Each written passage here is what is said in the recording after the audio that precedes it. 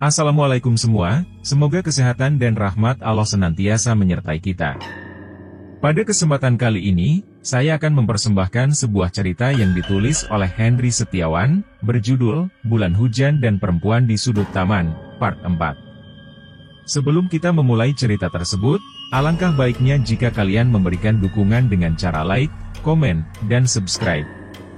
Dukungan dari kalian sangat berarti bagi saya dan akan menjadi motivasi untuk terus membawakan cerita-cerita menarik lainnya. Jangan lupa juga mampir ke Twitter Lobreamer untuk menikmati cerita-cerita horor yang lebih seru lainnya. Cerita kali ini menceritakan kisah masa lalu dan masa depan. Jadi cerita sering berpindah-pindah. Harap jangan di-skip videonya, supaya dapat jelas memahami alur ceritanya. Dan untuk yang belum menonton video part sebelumnya, link video sudah Mimin taruh di deskripsi. Oke, tanpa berlama-lama lagi, mari kita mulai ceritanya. Semenjak kejadian menghilangnya istri dan anak Karso tanpa petunjuk apapun, juga pembantaian di tengah alas kidul yang merenggut beberapa nyawa warga, kini suasana mencekam semakin terasa di dalam desa pinggir alas kidul itu. Ki Wongso sendiri akhirnya berhasil selamat setelah seharian pingsan usai menggunakan ilmunya untuk melawan gerombolan lelembut yang meneror mereka. Ketika tersadar, Ki Wongso memandang nanar jasad warganya yang tergeletak di sekitarnya yang sebagian sudah tidak utuh lagi. Beberapa orang mengalami luka bacokan serius, bahkan ada yang tangan dan kakinya sampai terputus. Aroma anyir darah menguar memenuhi tempat itu. Tidak banyak yang bisa dilakukan oleh Ki Wongso. Untuk menguburkan mereka pun rasanya tidak mungkin, sebab tinggal dia sendiri yang masih hidup. Sedangkan tenaganya sudah habis terkuras akibat melawan bangsa lelembut yang menerornya sebelumnya. Akhirnya terpaksa Ki Wongso meninggalkan jasad warganya setelah menatanya ala kadarnya. Sesampainya di desa, beberapa warga yang masih menunggu pun terkejut melihat Ki Wongso keluar dari hutan sendirian dalam kondisi yang sangat memprihatinkan. Mereka segera menolong Ki Wongso yang berjalan sempoyongan dan hampir pingsan lagi. Mereka langsung membawa Ki Wongso menuju rumahnya. "Sanesipun pundi? Yang lainnya mana?" tanya salah satunya. "Ora ono sing selamat, mati kabeh." "Tidak ada yang selamat, mati semua," jawab Ki Wongso lirih. Setelah Ki Wongso mendapatkan perawatan dan sedikit pulih, dia memanggil beberapa warga dan menjelaskan kejadian yang menimpanya di tengah alas kidul. Warga yang mendengar cerita Ki Wongso langsung ternganga. Begitu pula dengan sanak keluarga warga yang menjadi korban pembantaian itu. Mereka histeris ketika mendengar berita duka tersebut, terlebih lagi mereka tidak bisa membawa jasad mereka yang ditinggalkan di dalam hutan. Beberapa orang berniat masuk ke hutan untuk mengambil jasad keluarganya, namun Ki Wongso melarangnya. Karena alas kidul sangat berbahaya, tidak menutup kemungkinan mereka yang menyusul masuk ke dalam hutan pun akan menjadi korban berikutnya. "Wis pirang-pirang mongso urip ning kene ora tau ono kejadian koyo ngene, iki mestine ono jaglarane. Sudah beberapa musim hidup di sini tidak pernah ada kejadian seperti ini pasti ada penyebabnya," ucap salah satu warga mulai berkasak kusuk. "Bener Kang, kawit zaman Bopo Biung, simbah, buyut ora tau ono cerita ngene iki. Yen alas kidul wingit, kabeh uwis ninga. Nanging lelembut kono ora nganti nyilakani. Palingan digawe ilang terus dibalike meneh, yen ora yo digawe edan." "Betul Kang, sejak zaman bapak ibu, kakek, buyut tidak pernah ada cerita seperti ini, jika alas kidul angker, semua juga sudah paham. Tapi lelembut sana tidak sampai mencelakai, paling-paling dibuat hilang kemudian dikembalikan lagi, kalau tidak ya dibikin gila," sahut yang lainnya. "Opo iki ono kaitane karo ceritane Marsinah ini? Apa ini ada kaitannya dengan cerita dari Marsinah kemarin?" "Hus. Ojo sembarangan Kang. Aku isi durung percaya omongane Marsinah yen durung ono buktine." "Hus. Jangan sembarangan Kang. Aku masih belum percaya omongan Marsinah sebelum ada buktinya. Aku ugo gamam, nanging kejadian iki yo ora baen-baen lo, amarga wis gowo nyawa. Aku juga ragu, tapi kejadian ini juga tidak main-main, karena sudah membawa nyawa. Wis Kang, sing penting jaga awake dewe lan batihe dewe, yen pancen ono musabab seko desa iki, mestine mengko kaubal." Sudah Kang, yang penting jaga diri kita sendiri dan keluarga kita. Jika memang ada sebab dari desa ini, pasti nanti akan terkuak dengan sendirinya. Beberapa hari berlalu sejak kejadian itu, bulan hujan kini mulai memasuki puncaknya. Hampir setiap malam desa ini selalu basah oleh butiran air yang menghujam dari langit. Menambah suasana mencekam di dalam desa yang belum lama ada kejadian mengerikan itu. Ditambah lagi beberapa rumah warga setiap malam juga mendapatkan teror misterius. Entah itu suara orang mengetuk pintu, suara ranting yang digesekkan di dinding rumah, ataupun suara-suara misterius lainnya. Namun setiap kali warga yang kedatangan tamu misterius itu memeriksa keluar, mereka hanya menemui kesunyian tanpa ada siapapun di luar. Hal itu otomatis membuat mereka semakin ketakutan. Endari lihat akhir-akhir ini ibu sering murung. "Ada apa ibu?"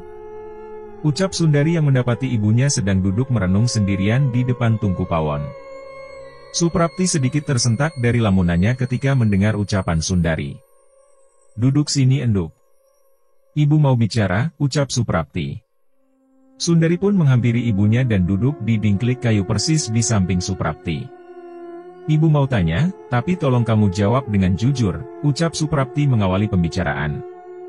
Sundari sedikit tersentak, sekalipun Sundari tidak pernah berani berbohong pada ibu.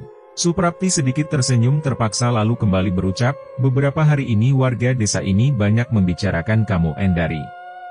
Mereka menuduh kamu sebagai titisan iblis. Semua kejadian aneh dan mengerikan yang terjadi sebelumnya juga dihubungkan dengan kamu nak. Apa beberapa waktu terakhir ini kamu juga mengalami kejadian aneh?" tanya Suprapti. Sundari terdiam dan menunduk usai mendengar ucapan ibunya.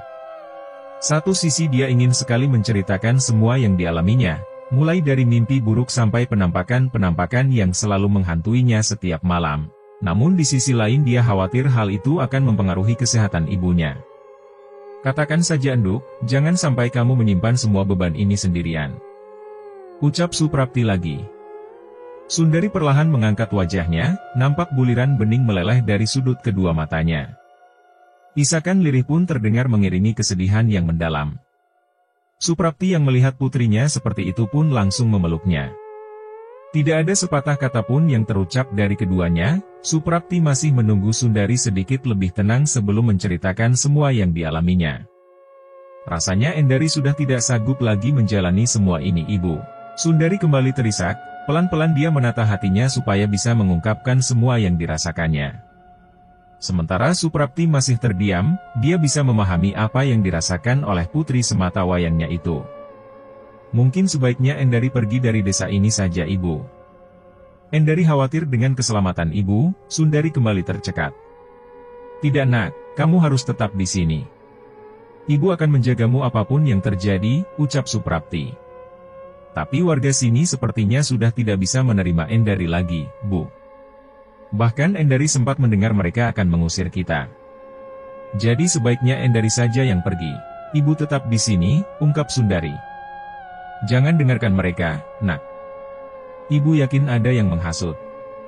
Ibu akui memang sejak kecil kamu sering bersinggungan dengan bangsa lelembut, tapi itu bukanlah alasan mereka. Menghubungkan semua kejadian tempo hari dengan dirimu, ibu tidak percaya kamulah sumber semua malapetaka ini," sergah Suprapti. "Kita akan mencari cara untuk membuktikan bahwa kamu tidak ada kaitannya dengan apa yang terjadi saat ini," sambungnya.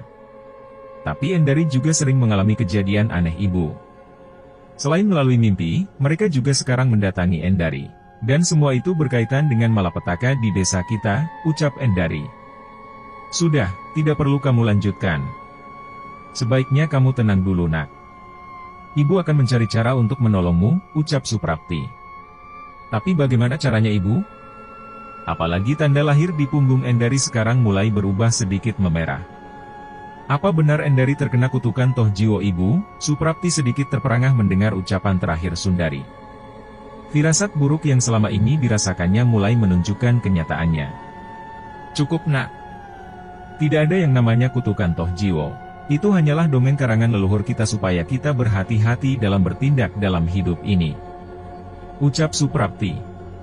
Sundari menunduk lesu, ingin hatinya mempercayai ucapan ibunya. Namun kenyataan yang ada selalu menunjukkan bahwa dia adalah orang yang dikutuk dan akan membawa malapetaka bagi semua orang. Malam jatuh semakin legam, rintik butiran air yang menghujam dari langit belum sedikit pun menunjukkan tanda-tanda akan mereda. Suasana kelam dan mencekam terasa semakin pekat menyelubungi seluruh desa pinggir alas kidul. Sebagian besar warga telah lelap dalam peraduannya, meski berselimut rasa takut dan khawatir akan kembali datangnya teror, namun mereka tetap berusaha untuk mengistirahatkan raga yang telah letih seharian beraktivitas. Sementara itu di sela kegelapan alas kidul, dua sosok berjalan pelan keluar dari dalam hutan menuju ke desa. Aura kengerian terpancar dari kedua sosok itu yang tidak berhenti menyeringai memperlihatkan deretan giginya yang hitam kemerahan. Tidak jauh di belakangnya mengikuti berbagai makhluk berwujud mengerikan. Di antaranya makhluk tinggi besar berbulu lebat dengan taring panjang dan mata merah menyala yang biasa disebut genderuwo, makhluk mirip genderuwo berambut panjang yang biasa disebut jejengklek suka sekali mengurai rambutnya membuatnya terlihat semakin mengerikan, setan perempuan dengan payudara menggantung panjang hampir menyentuh tanah yang biasa disebut wewe yang sambil menggendong bayi setan berjuluk anak bajang. Bayi setan itu gemar menghisap darah manusia maupun binatang, bola api melayang. Atau disebut banaspati, makhluk tinggi besar menakutkan yang mengeluarkan suara aneh dan menakutkan mirip suara burung hantu yang disebut buto dengen, tendas buntik yang berwujud kepala tanpa badan yang suka sekali menghisap darah manusia. Setan lawean yang memiliki lubang di punggungnya penuh dengan belatung mirip sundel bolong di masa sekarang namun tanpa kepala, serta berbagai jenis makhluk lainnya seperti kamangmang, bandalungan, tengis, pepean, tongtongsot, popoting komara, hencok, kuku bawil, huci-huciang. Wujudnya tak kalah mengerikan. Mereka perlahan memasuki desa untuk kembali mencari tumbal. Nalika netra sampun erem, kaula tekadhem nidira atma ira. Ketika mata sudah terpejam, kami datang hendak menculik jiwa kalian, ucap salah satu sosok yang berwujud perempuan tua. Upetia wadal kagem sinuhun Prabu Kolosetro kedah angsal saben wengi. Konjuk gelak ngedaedaipun, persembahan tumbal untuk paduka Prabu Kolosetro harus didapatkan setiap malam. Untuk mempercepat kebangkitannya, sahut sosok berwujud kakek-kakek dengan wajah menyeramkan. Ugi kangge kasekten lan himawanipun Ira Ki Sentani. Juga untuk kesaktian dan kegagahanmu Ki Sentani, ucap sosok perempuan tua lagi. Ugi kangge anindia lan lalitaning Ira Nyai Robloh. Juga untuk kecantikan dan kemolekan tubuhmu Nyai Robloh, sahut sosok kakek-kakek bernama Ki Sentani itu.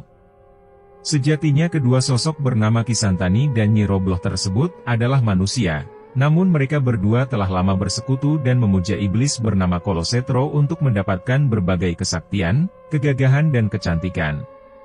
Mereka telah hidup sangat lama menunggu saat kebangkitan Kolosetro dengan mempersembahkan tumbal kepada junjungan mereka itu. Sebagai imbalannya, mereka akan hidup abadi meski raga mereka semakin renta dan rusak. Namun ketika saatnya Kolosetro bangkit, mereka akan kembali menjadi muda, gagah dan cantik seolah baru berusia kurang dari 30 tahun. Sundari yang masih terjaga di kamarnya merasakan hawa kengerian yang luar biasa. Dia seolah mengetahui adanya teror yang akan memasuki desanya. Perlahan dia beringsut di atas amben dan merapatkan selimutnya. Dia berusaha untuk terlelap namun ternyata sia-sia, rasa takut yang menyergap tak juga bisa menenangkan jiwanya untuk bisa menyelami alam mimpi. Ampun sumelang Endoro Ayu, dereng wancinipun panjenengan nebasi nuhun. Jangan khawatir Endoro Ayu, belum waktunya kamu menghadap paduka. Sayup telinga Sundari mendengar ucapan dengan nada mengerikan dari luar sana. Getih anget katresnan lelembut. Sukmo wangi penganten Gusti Baginda Prabu Rogo elok kunjoroning jiwo. Ora ono menungso kang bisa nyanding. Kejobo iro kang gadah manunggaling pusoko kembang maya. Menyusul kemudian terdengar lantunan kidung yang akhir-akhir ini sering didengarnya. Nalikaning wayah lingsir wengi tiasing rasa katresnan, mukti santika bawana sewu warsa hametag sirah, kelawan hyang paduka sengkala teka kaleben dunyata, ajawani ginulah rasa marang manungsa kejaba rasaning ati ketaman, tineluh mering kemanjing japa mantra. Tubuh Sundari bergetar semakin hebat, rasa takut yang semakin tak terkira menyergap jiwanya. Lelehan air mata tak lagi dapat terbendung, namun tangisan yang keluar hanyalah isakan tercekat yang tak dapat terucap. Ampun ajri endoro ayu, atma ira sampun kasunting. Samita wancining niku rektaning toh jiwo. Jangan takut endoro ayu, sukmamu sudah terpilih. Tanda waktunya adalah memerahnya toh jiwo. Kali ini suara kakek-kakek yang menggema menembus pendengarannya. Sundari seketika tersentak. Tak dapat dibantah lagi, ternyata kutukan Toh Jiwo adalah sebuah kenyataan, bukan sekedar dongeng turun-temurun semata. Dan dia adalah orang yang mendapatkan kutukan itu. Tubuh Sundari seketika lunglai usai mengetahui kenyataan ini. Tak ada jalan lain yang dapat dipikirkannya selain harus pergi meninggalkan desa tempat dia lahir dan tumbuh demi keselamatan ibunya dan warga lainnya. Keheningan kini merambati sisa malam di desa tempat Sundari tinggal. Tidak terdengar lagi suara-suara mencekam yang hampir setiap malam menerornya. Netranya kini semakin berat mengiringi keletihan yang mendera tubuhnya. Namun belum juga lelap menyambangi, sayup pendengarannya mendengar teriakan warga dari kejauhan. Desis suara Rinai yang masih menghujam atap rumahnya sedikit menyamarkan suara teriakan itu. Namun perlahan suara itu terdengar semakin jelas. Tak hanya satu, kini diikuti teriakan lainnya yang saling bersahutan. Nampaknya terjadi kegemparan di desanya, entah apa yang sedang terjadi. Perlahan Sundari turun dari amben dan berjalan menuju pintu kamarnya. Ketika dia keluar dari kamar, ternyata ibunya sudah lebih dulu terjaga dan berdiri di ruang tengah rumahnya. Apa yang sedang terjadi, Ibu? Endari mendengar suara teriakan warga. Ibu juga terbangun gara-gara mendengar suara teriakan itu. Endari, ucap Suprapti. Tak berapa lama, suara teriakan itu terdengar semakin jelas dan riuh mendekati rumah. Suprapti. Suara kecipak langkah yang menerjang beceknya jalanan pun semakin jelas terdengar. Suprapti sedikit mengintip dari sela tirai untuk melihat apa yang sedang terjadi. Namun ketika pandangannya semakin jelas melihat keluar, Suprapti seketika tersentak dan kembali menutup tirai jendela rumahnya. Banyak warga berkumpul di depan rumah kita, Endari, ucap Suprapti dengan nada bergetar. Apa yang akan mereka lakukan, Ibu? Ucap Sundari khawatir. Ibu juga tidak tahu. Sebaiknya kamu masuk ke kamar, biar Ibu yang menemui mereka. Tidak, Ibu. Endari tidak mau terjadi apa-apa dengan Ibu, tolak Sundari. Tenanglah, tidak akan terjadi apapun dengan Ibu. Lagi pula kita tidak tahu apa yang sedang terjadi. Biar Ibu bicara dengan mereka, ucap Suprapti menenangkan putrinya. Dengan terpaksa Sundari mengikuti perintah ibunya, dia memasuki kamarnya lalu mengunci pintunya dari dalam. Namun di dalam kamar Sundari tetap berusaha mendengar dan mencari tahu apa yang sedang terjadi di luar. Wonten nopo niki, konsami kempal wonten mriki? Ada apa ini kok pada berkumpul di sini? Tanya Suprapti kepada warga yang telah memenuhi halaman rumahnya. Endi Sundari? Mana Sundari? Ucap salah satu warga setengah berteriak. Sundari wonten griya nembe tilem Kang. Wonten nopo toh niki? Sundari ada di rumah sedang tidur Kang. Ada apa tuh ini? Jawab Suprapti sedikit gusar sebab warga yang sedang berkumpul terlihat emosi. Anake Kang Pardi digondol jejengklek, pas dioyak arahe mrene. Warga curiga jejengklek itu kongkonane Sundari. Sebab wis akeh sing curiga yang Sundari ikuti titisan iblis, anaknya Kang Pardi diculik jejengklek, ketika dikejar arahnya ke sini. Warga curiga jejengklek itu utusannya Sundari. Sebab sudah banyak yang curiga kalau Sundari itu titisan iblis, ucapnya penuh amarah. Gusti Pangeran. Aku ani sumpah yen Sundari ora ono kaitane karo setan kuwi Kang. Wong kawit sore Sundari ning omah karo aku, Gusti Pangeran. Aku berani sumpah jika Sundari tidak ada kaitannya dengan setan itu Kang. Karena sejak sore Sundari ada di rumah bersamaku, ucap Suprapti sedikit terisak. Bocah ekon metusek, ben buktike dewe. Anaknya suruh keluar dulu, biar membuktikan sendiri. Teriak warga lainnya. Yen ora gelem metu, langsung mlebu ae goleki ning omah. Jika tidak mau keluar, langsung masuk saja kita cari di dalam rumah. Sahut warga lainnya. Wes, tenang sek, ojo gegabah. Sudah, tenang dulu, jangan gegabah. Ucap seseorang dengan nada penuh wibawa dari belakang kerumunan warga. Onok opo iki? Ada apa ini? Sambungnya. Lareni Kang Pardi ilang digondol jejengklek Ki Wongso.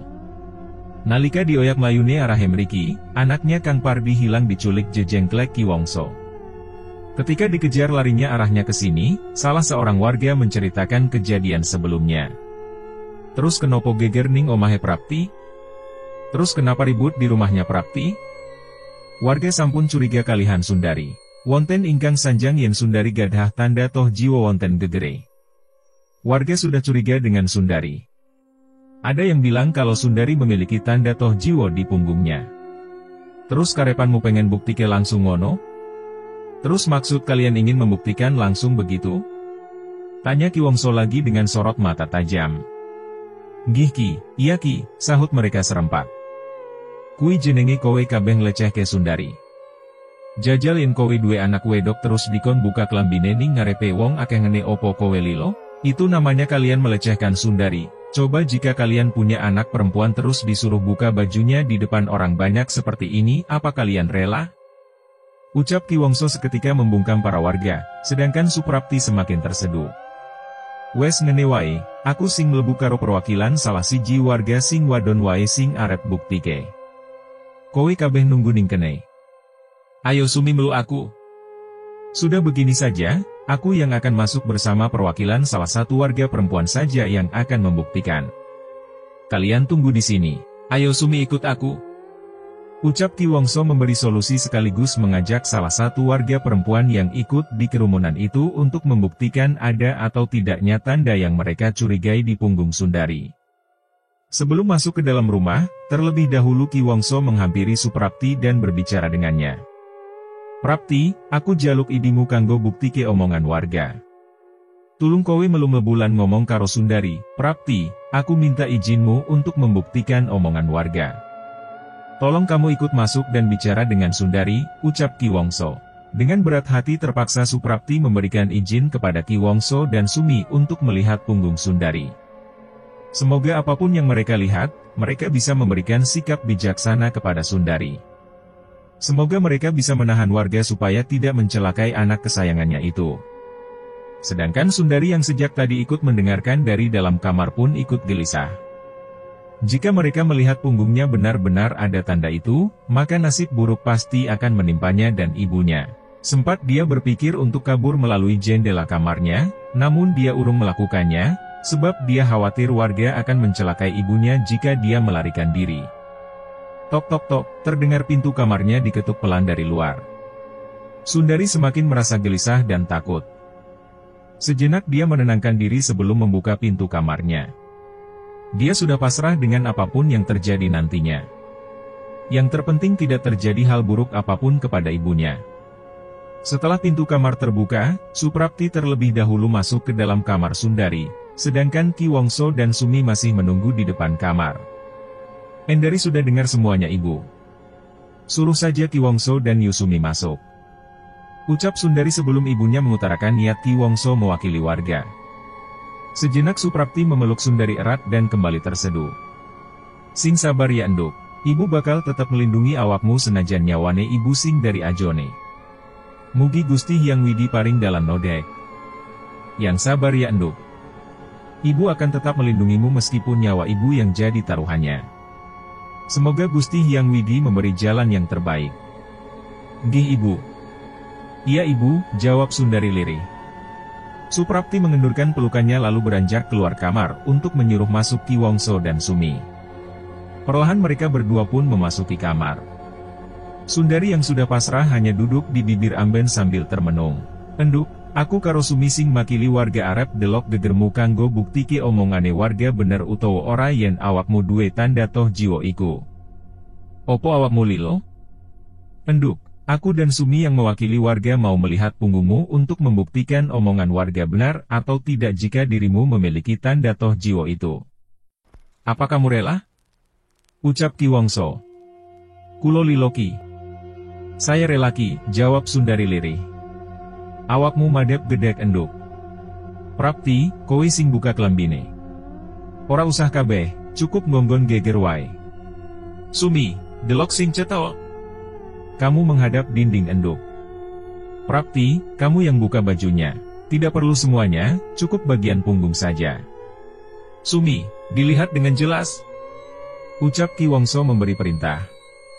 Tak menunggu lama, Sundari langsung menggeser tubuhnya dan memposisikan diri menghadap dinding. Suprapti perlahan menyibak baju Sundari di bagian punggung, sedangkan Sumi memperhatikan dengan seksama. Seluruh bagian punggung Sundari telah terlihat. Sumi melihat dengan sangat teliti tanpa melewatkan sejangkal pun. Usai memperhatikan beberapa menit, Sumi sedikit tertegun lalu menghela nafas panjang. "Kepiye Sumi? Bagaimana Sumi?" tanya Ki Wongso. "Boten wonten Ki, tidak ada Ki," jawabnya lirih. "Piye? Sing cetonek ngomong. Bagaimana? Yang jelas kalau bicara," tegas Ki Wongso. Sumi sedikit tersentak lalu kembali menjawab dengan gelagapan. "Boten wonten Ki. Tidak ada Ki." Sundari dan Suprapti yang mendengar jawaban Sumi pun kaget dan heran. Sebab mereka yakin Sundari memang memiliki tanda di punggungnya sejak lahir. Apa mungkin Sumi salah lihat? Tapi apapun itu, mereka kini merasa lega.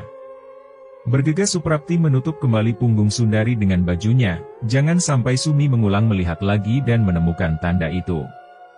"Kowe wes delok dewe kan? Wes buktike dewe yening gegere Sundari ora ono tanda toh jiwo. Saiki awakmu sing ngomong karo warganing Jobo kono. Kamu sudah melihat sendiri kan?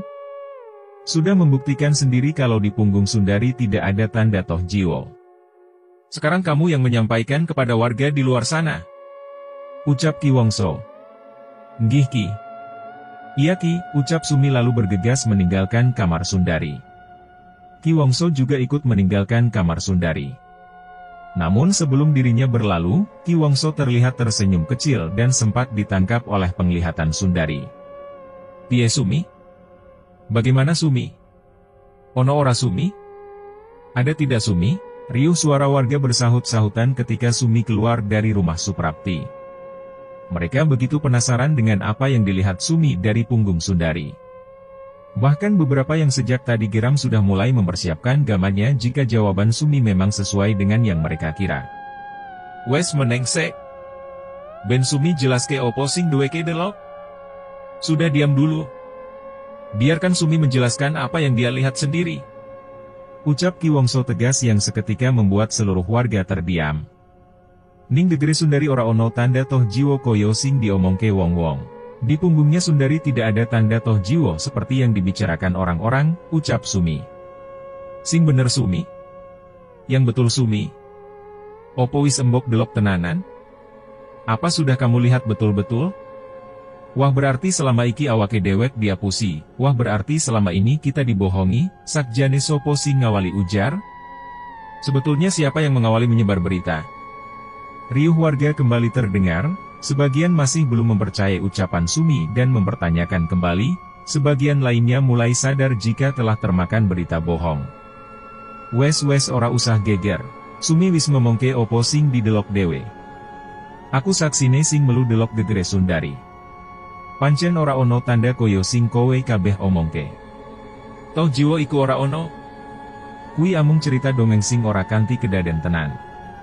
Ojo gampang kepangan biwara ngayuara. Saiki podo mulih kabeh kono. Sudah tidak perlu ribut." Sumi sudah menyampaikan apa yang dilihatnya sendiri. "Aku saksinya yang ikut melihat punggung Sundari. Memang tidak ada tanda seperti yang kalian maksud. Toh jiwo itu tidak ada. Itu hanyalah dongeng yang tidak akan menjadi kenyataan. Jangan mudah termakan isu yang tidak jelas. Sekarang semuanya pulang sana," ucap Ki Wongso sekaligus membubarkan kerumunan warga. Perlahan warga pun membubarkan diri dan kembali ke rumah mereka masing-masing. Meski masih menyisakan ganjalan yang berkecamuk di dalam diri mereka. Pasalnya kejadian mengerikan sekaligus menggemparkan akhir-akhir ini masih belum ada petunjuk apapun mengenai penyebabnya. Hilangnya warga hampir setiap malam, kejadian pembantaian di tengah hutan, teror yang menyambangi rumah warga dan yang terakhir yang baru saja terjadi salah satu warga diculik sosok lelembut menakutkan yang mereka kenal dengan sebutan Jejengklek. Kesunyian seketika menyergap sisa malam ini sepeninggal warga yang telah kembali ke rumahnya masing-masing.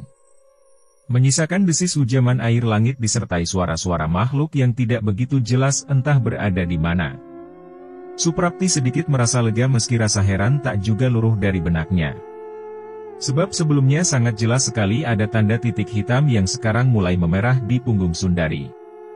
Namun ketika tadi Ki Wongso dan Sumi memeriksanya, tanda itu tiba-tiba sirna tanpa bekas. Hal yang sama juga dirasakan oleh Sundari, bahkan sebelumnya dia sudah pasrah dengan perlakuan apapun oleh warga usai mereka mengetahui akan adanya tanda itu. Entah bagaimana semua itu urung terjadi. Aku oleh ngomong karo kowe lan Sundari? Aku boleh bicara denganmu dan Sundari, ucap Ki Wongso yang tidak ikut pulang sedikit membuyarkan lamunan Suprapti. Nggih Ki. Monggo melebet mawon. Iya Ki. Mari masuk saja, jawab Suprapti. Sembari mengajak masuk Ki Wongso ke dalam rumahnya. Monggo pinarak rumiyin Ki. Kulo celuk Sundari riyin. Silahkan duduk dulu Ki. Saya panggil Sundari dulu. Suprapti mempersilahkan Ki Wongso untuk duduk lalu bergegas menuju kamar Sundari. Lungguh kene enduk. Duduk sini enduk, ucap Ki Wongso ketika melihat Sundari dan Suprapti keluar dari kamar. Tanpa menjawab apapun kedua perempuan itu pun duduk di hadapan Ki Wongso. Sejatine aku ngerti kabeh opo kang iro alami. Semono ugo babagan tanda sing ono ning gegermu. Nanging akun jarak nutupi neterane Sumi supayane ora weruh nggunakake digdayaku supayane ora dadi kisruh lan geger. Sebetulnya aku sudah tahu semua apa yang kamu alami. Begitu juga tentang tanda yang ada di punggungmu. Tapi aku sengaja menutup penglihatan Sumi menggunakan kemampuanku supaya tidak terjadi ribut dan rusuh, ucap Ki Wongso. Suprapti dan Sundari seketika tersentak usai mendengar ucapan Ki Wongso itu. Mereka tidak menyangka bahwa ternyata Ki Wongso sudah mengetahui perihal keanehan Sundari. Dan yang semakin mengejutkan, ternyata Ki Wongso lah yang menolong Sundari tadi dengan cara menutup penglihatan Sumi supaya tidak bisa melihat adanya tanda di punggungnya. Namun mereka bertanya-tanya apa tujuan Ki Wongso menolong Sundari, dan siapa pula yang memberitahu Ki Wongso perihal keanehan Sundari, apa mungkin Damar? Tapi rasanya tidak mungkin, sebab Sundari paham betul bagaimana Damar. Dia tidak akan membocorkan rahasia apapun yang dia janji untuk menjaganya, meskipun kepada orang tuanya sendiri, dan Sundari mempercaya itu. Nyuwun pangapunten Ki. Saking sinten Ki Wongso ngertos? Mohon maaf Ki. Dari mana Ki Wongso mengetahuinya, ucap Sundari lirih. Ki Wongso tersenyum tipis lalu kembali berucap. Aku wis ngerti suwe, kawit awakmu isih piye. Bapakmu kan cerita karo aku. Aku sudah tahu sejak lama, sejak kamu masih sangat kecil. Bapakmu yang cerita kepadaku. Bapakmu kui sejatine ora wong sembarangan enduk. Duwe digdaya kang murda. Diwedeni bangsa lelembut. Nanging kabeh digdayane kui diwalake nalika ngrabeni ibumu lan milih urip prasaja. Bapakmu itu sebetulnya bukan orang sembarangan enduk. Punya kekuatan yang sangat besar. Ditakuti bangsa lelembut. Tapi semua kekuatannya itu ditinggalkan ketika menikahi ibumu dan memilih hidup sederhana, sambungnya. Nanging zaman biyen bapakmu tahu kena welak nalika ngalahake gegeduk lelembut. Duweke diwalak bakal duwe keturunan kang bakal dadi nganten narapati lelembut lumantar tenger toh jiwo. Akan tetapi zaman dulu bapakmu pernah terkena kutukan ketika mengalahkan pimpinan bangsa lelembut. Dia dikutuk akan memiliki keturunan yang akan menjadi pengantinnya Raja Lelembut melalui tanda toh jiwo. Sundari dan Suprapti kembali tersentak.